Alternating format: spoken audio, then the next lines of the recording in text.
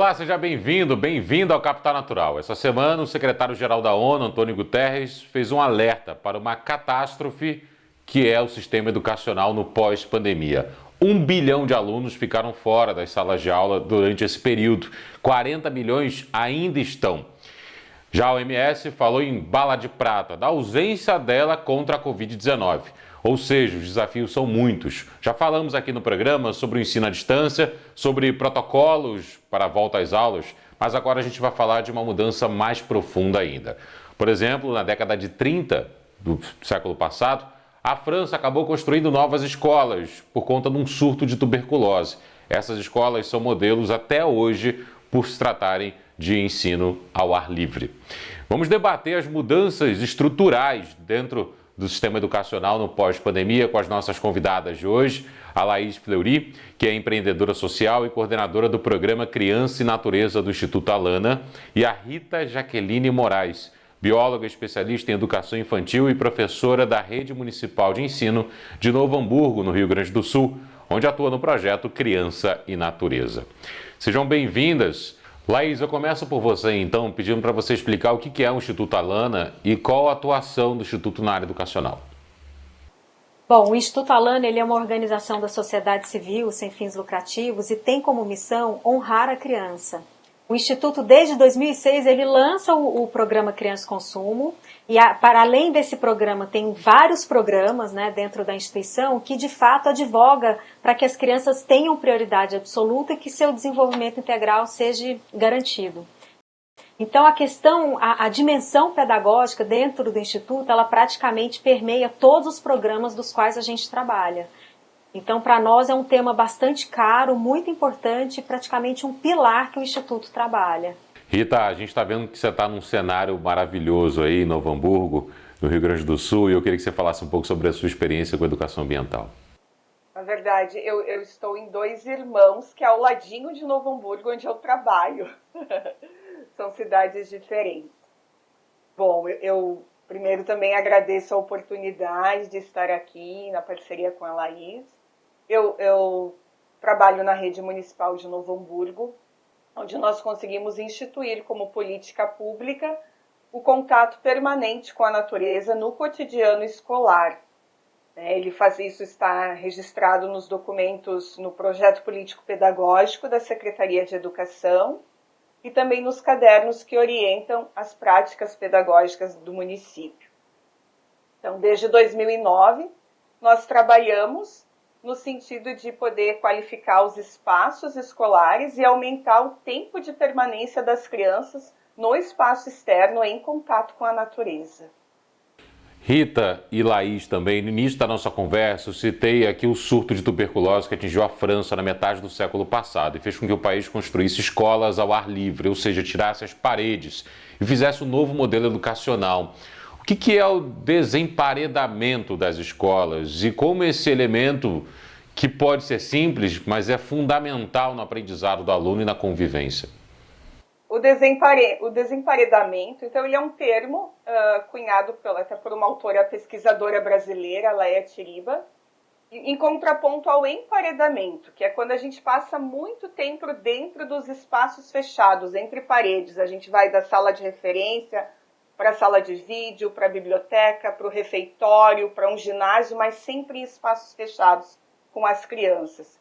E aí a gente propõe que a criança possa sair para o lado de fora, né? Ir para o pátio, ir para a praça, ir para o parque, entendendo que todos esses espaços podem ser espaços de aprendizagem, inclusive com vantagens do que quando a gente fica confinado dentro da sala, né? Eu gosto de dizer que uma sala, por mais qualificada que ela seja, ela nunca vai oferecer as condições que o espaço externo, quando a gente está numa condição de desemparedamento, o que oportuniza para a criança em termos de curiosidade, de investigação, de pesquisa, de estar em diálogo com a vida como ela é.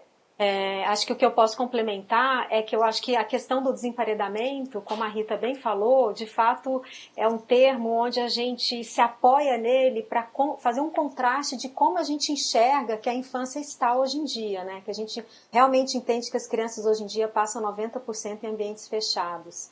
Então, é esse movimento que a gente advoga, que de fato as crianças mais tempo ao ar livre, é algo que a gente reconhece que, além de que é muito importante para a saúde integral da criança, né, em toda a sua dimensão, e também como isso favorece a questão da educação integral mesmo, da gente olhar para a criança, onde ela pode ser nutrida em suas diferentes linguagens e entender a cidade e diversos territórios, para além dos territórios da própria escola, como sujeito também na formação dessa criança. Então, quando a gente diz quando a gente divulga, né, sobre o desemparedamento da infância, esse olhar de entender de que a educação ela pode ir para além dos muros da escola, e quando ela está dentro do muro da escola, a gente realmente enxergar os espaços ao ar livre como um grande aliado na construção e no desenvolvimento dessa criança, para que não seja apenas um espaço de transição entre uma sala e outra, né, ou um espaço de transição onde a criança vai se alimentar ou é a hora do lanche, mas que esse espaço ele tem um papel importante na formação da criança,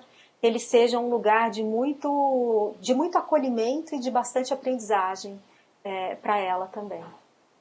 Dessa forma, o Capital Natural faz a sua primeira pausa. No segundo bloco, nós seguiremos falando sobre mudanças na estrutura da educação durante a pandemia e no pós-pandemia também. Até já.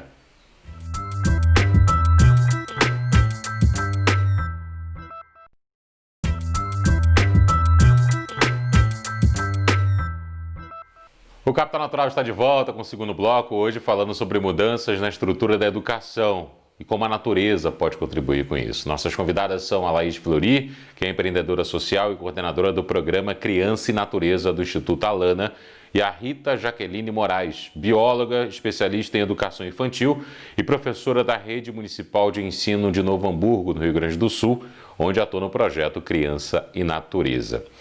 Rita, quando a gente fala em levar esses alunos para fora da sala de aula, a gente não está necessariamente falando de colocá-los numa quadra, com cimento em volta também, né? Essa é uma questão bem importante. A gente precisa pensar esse espaço externo para que ele ofereça natureza para as crianças. Então a gente precisa pensar em árvores, a gente precisa pensar em horta, precisa pensar em flores, grama, chão batido. Aqui em Novo Hamburgo teve escola, então às vezes as pessoas me questionam isso, né? Ah, mas na minha escola só tem cimento, não tem espaço para isso. Bom, eu vou dizer que aqui na escola onde eu trabalho, por exemplo, atualmente, nós literalmente quebramos o cimento para poder alcançar um pouco mais de chão batido para as crianças e plantar árvores frutíferas naquele espaço. Porque a gente entende que o espaço precisa ser rico e oferecer condições de interação e de investigação para as crianças, para os adolescentes, enfim, eu falo muito crianças porque sou professora de educação infantil. Laís, a pandemia mudou a vida de todo mundo. Mudou a nossa vida aqui, por exemplo, e acredito que tenha mudado a sua e do projeto Alana junto com os alunos. Como o projeto foi impactado e como a pandemia acabou contribuindo para alterar um pouco a visão de vocês e ampliar o olhar?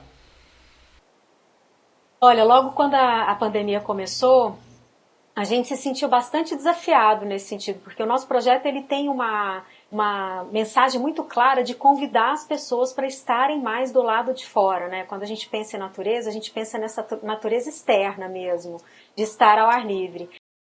Mas aí o que foi ficando bastante claro para a gente é que essa questão do isolamento social, o que a gente precisa se preocupar é mais com o contato físico, né? Assim, com aglomerações, do que o contato com a natureza. Porque o contato com a natureza, ele continua trazendo muitos benefícios, inclusive muitos necessários agora nessa época de pandemia, porque a gente associa esse contato muito em relação à saúde também das crianças e das pessoas também.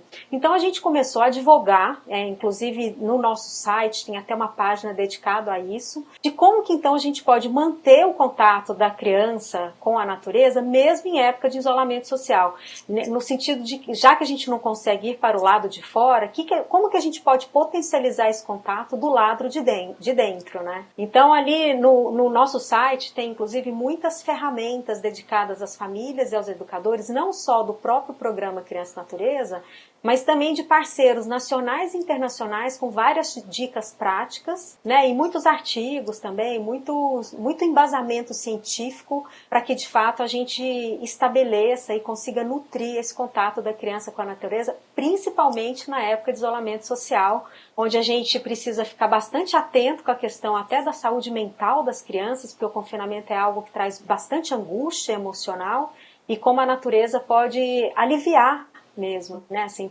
pode de fato beneficiar as crianças, inclusive nesse sentido também de saúde mental.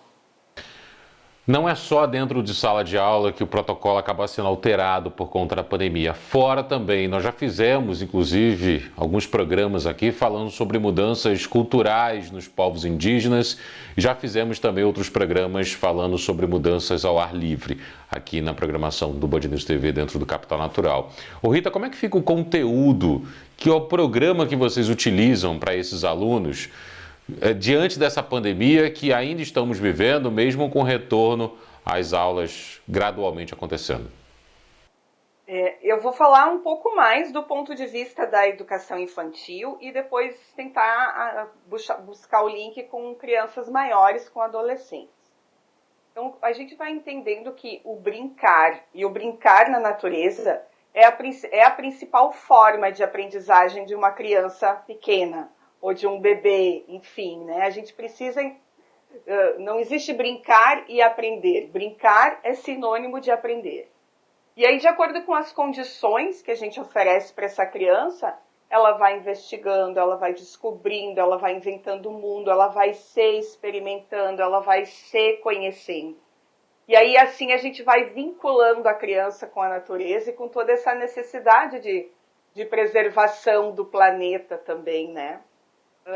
Eu penso que... Bom, eu vou fazer uma observação que eu não gosto muito da expressão educação ambiental, embora ela esteja nas diretrizes, a gente tem diretrizes nacionais para educação ambiental. Porque me parece que quando a gente fala educação ambiental, a gente não está falando de educação. Será que existe alguma educação que não deveria ser ambiental, com as intenções da educação ambiental, né? Eu penso que a gente, enquanto estiver fazendo esse recorte de ambiental, a gente tem alertas aí que a gente precisa ficar atento. Mas então, como que a gente traz a educação ambiental para dentro da pandemia, usando esse recorte, né? Eu penso que a gente precisa continuar compreendendo que o ser humano, o Homo sapiens, não é uma superespécie, né? Nós precisamos de elementos simples para a nossa sobrevivência. A gente precisa de ar, a gente precisa de água, a gente precisa de alimento orgânico, saudável, e isso vem da terra. Tudo isso compõe o ecossistema terra, natureza, né? E aí a gente precisa buscar uma outra relação, bem menos predatória do que essa que a gente vem mantendo. Então, acho que principalmente pensar as nossas relações, né?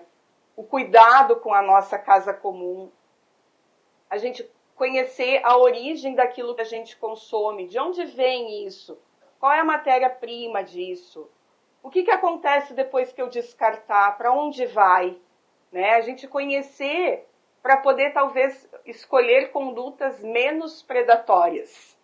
E acho que tudo isso a gente precisa botar nesse bloco da educação ambiental, agora em conexão com a pandemia. São desequilíbrios que estão no planeta e que a gente precisa olhar atentamente para buscar resgates, para buscar novos caminhos, né? Penso que a educação ambiental precisa também mais e mais buscar esse modelo dos povos originários, a gente trazer essa discussão, o modo de vida dos povos originários, né? Acho que tentar buscar outras formas de vida que nos tragam outras referências fora do capitalismo, né? Que tem as suas consequências de destruição em massa do planeta. E a gente sabe também dessa relação direta, então, com a pandemia também, né? Então, acho que esse é o momento de a gente repensar formas de vida, repensar formas de ser e estar no mundo. Aliás, pensar mais no ser do que no ter, do que na posse, do que no consumo. Eu acho que essa deve ser a grande pauta da educação brasileira nesse momento, né? Não, só queria trazer essa dimensão quando a Rita ela pontua, né, que a gente deveria olhar para os povos originários, a forma como eles vivem, para a gente refletir sobre o nosso modo de vida, que a gente faça esse olhar não como um saudosismo, né, como algo, uma necessidade, um desejo nosso de voltar a um esquema, um estilo de vida mais rústico, mas como uma tecnologia inovadora mesmo. O que que a gente pode fazer? Hoje em dia a gente tem pensado que a gente pode fazer para que as nossas cidades onde a gente mora, e hoje em dia a sociedade brasileira é praticamente considerada urbana, o que a gente pode aderir ao nosso estilo de vida, ao nosso planejamento urbano, que vá trazer mais saúde, mais bem-estar. E a natureza é uma tecnologia mesmo que a gente deve se apropriar dela e trazê-la como aliada para, de fato, a gente, inclusive, lidar com o mundo, com essa era da pandemia, né, que a gente está vivendo agora. Porque a gente já ouviu dizer que talvez o coronavírus não vai ser a última pandemia que a gente vai viver. Então, o que a gente pode fazer, né, para a gente, de fato, se tornar mais resiliente? E a natureza, ela é uma grande aliada nesse sentido, mas como uma tecnologia inovadora mesmo. O modo de vida como essas comunidades vivem, o que tem o que de sabedoria tem, o que de fato eles fazem que dão certo e que a gente deveria, de fato, incorporar no nosso estilo de vida para que a gente tenha uma relação mais harmoniosa com a natureza, né? Então, só queria trazer um pouco esse olhar de que não é um saudosismo, mas sim um olhar para o futuro mesmo, assim, uma tentativa de fazer com que o mundo fique mais humano e mais sustentável, né, para que a gente de fato evite e diminua os riscos de viver uma nova pandemia, por exemplo. Capital Natural faz aqui a sua segunda pausa. No terceiro bloco voltaremos com as nossas convidadas, hoje falando sobre educação e novas formas da educação.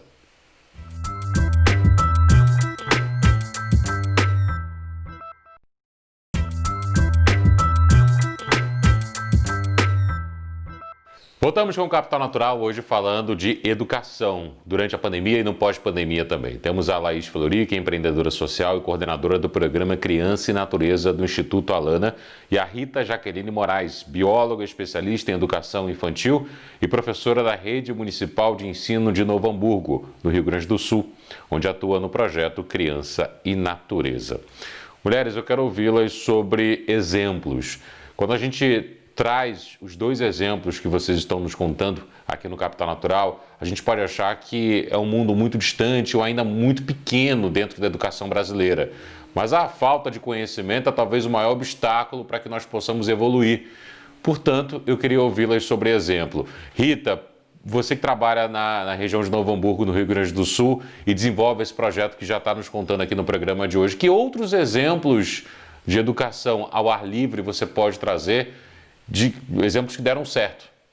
Eu vou, acho que, para começar com os vizinhos próximos aqui, né? A gente tem alguns municípios, acho que mais e mais, graças a Deus, e fico muito feliz com isso, né?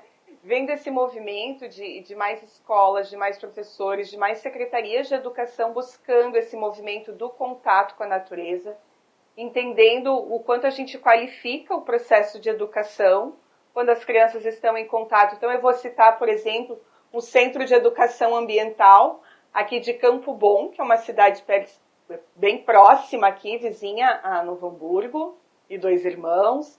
Eu gostaria de citar também outros municípios que eu sei que já têm essa mobilização de trabalho em rede municipal, como, por exemplo, o município de Juí, aqui no Rio Grande do Sul, o município de Igrejinha, também daqui. E aí, pontualmente, experiências de escolas privadas, a gente tem bastante espalhadas. Acho que pelo Brasil a gente vem notando cada vez mais, né? Poderia citar o nome de algumas escolas, por exemplo, Aldeia Viva, que, que se constitui como espaço ficar no Rio, a Bendita Escola, tem a Floresta Escola, que eu não sei, não é exatamente no Rio de Janeiro, não me recordo a cidade agora, mas são exemplos que a gente vê que as pessoas vêm buscando, né? Aqui no Rio Grande do Sul também a gente tem a Escola AINE, que tem trabalhado bastante por uma outra forma de fazer educação, onde também as crianças ficam muito conectadas à natureza. Acho que a gente tem cada vez mais e mais boas experiências despontando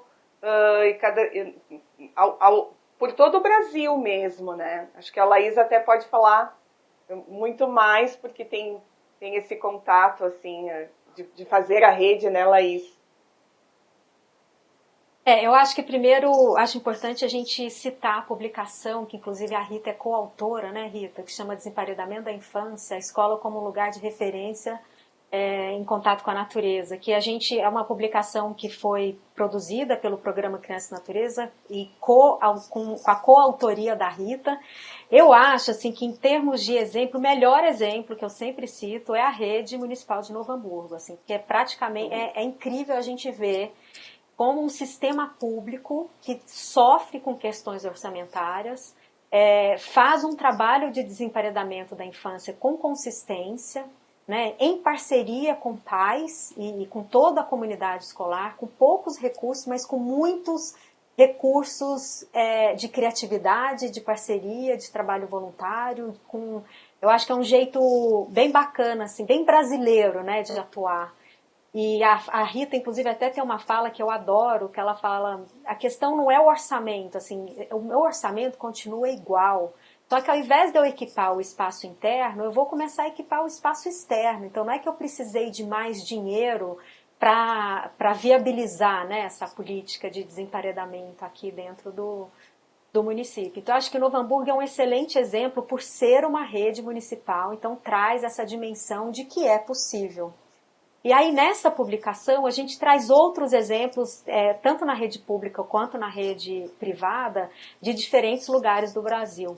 É mais comum a gente encontrar escolas que trabalham com a educação infantil ao ar livre, tem mais aderência, né, pelo fato das crianças terem essa necessidade implícita, né, de movimento, de brincadeira, e infelizmente, quando ela vai crescendo, vai entrando no ensino fundamental, tende a achar que o corpo tem menos valia, vamos dizer assim, que a criança agora precisa estar mais focada no conhecimento cognitivo, né?